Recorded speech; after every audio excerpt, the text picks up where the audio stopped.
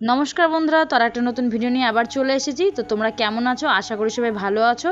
তো আজকে বাড়িতে আসবে ঠাকুর জামাই, মানে আমার ননদের বর। সোনালীকে আজকে নিতে আসবে, তো সেজন্য সকাল সকাল রান্না বসিয়ে দিয়েছি। একটাতে ভাত হচ্ছে আর একটাতে করলা ভাজা, আর মাংস নিয়ে চলে এসেছে সকাল সকাল। তো আমি মাংস বেছে ধুয়ে চান টান করে মেয়েকে নিয়ে বাইরে চলে এসেছি। তো হঠাৎ করে বৃষ্টি শুরু হয়ে গিয়েছিল, সেজন্য আমার হাজবেন্ড আর সোনালী দুজনে মিলে জামা কাপড় তুলছে। এদিকে জেঠিমা জেঠু চুল কালি করে দিচ্ছে, আর আমাকে ভিডিও করা দেখে ওরা চুপচাপ বসে আছে, চুল কালি করা বন্ধ করে দিয়েছে। সম্রাটের আসার কথা 12টার দিকে, ও এসেছে 2টোর দিকে। তো আমার খুব রাগ হচ্ছিল ওর উপরে, তো কি করব, ঠাকুর জামাই কিছু বলতেও পারলাম না। তো ওইদিকে রান্না করেছি ভাত, পটল ভাজা, ইলিশ মাছের মাথা দিয়ে কচুর ঝাল, সর্ষে ইলিশ, মসুরির ডাল। মসুরির ডালটা খুব গোটা হয়ে গিয়েছিল, কারণ আমি অল্প করে করেছি, যে অনেক তরকারি সেজন্য। আর তার সাথে রয়েছে লাল লাল ঝাল ঝাল চিকেন। আমার হাজবেন্ড রান্না করেছে, ও রান্নাটা খুব ভালো করে। তো মুরগিটা ছোট ছিল, সেজন্য লেগ পিসটা দেখছো কামজোর। আর তরকারিটা কতটা লোভনীয় হয়েছে তোমরা দেখতেই পাচ্ছ, একদম ঝোল হয়নি, একদম শুকনো কষা কষা হয়েছে তরকারিটা। আর তরকারিটা সত্যি খুব সুন্দর হয়েছিল খেতে। তো আমি ভয়েস দিচ্ছি, আমার আবার খেতে ইচ্ছা করছে। থালাটাকে ভালোভাবে সাজিয়ে নিয়ে যাচ্ছে, এখন খেতে দেবো ঠাকুর জামাইকে। একটা মাত্র ঠাকুর জামাই, ভালোভাবে না খাওয়ালে হয়? কিন্তু এমন ঠাকুর জামাই পেয়েছে যে খেতেই পারে না।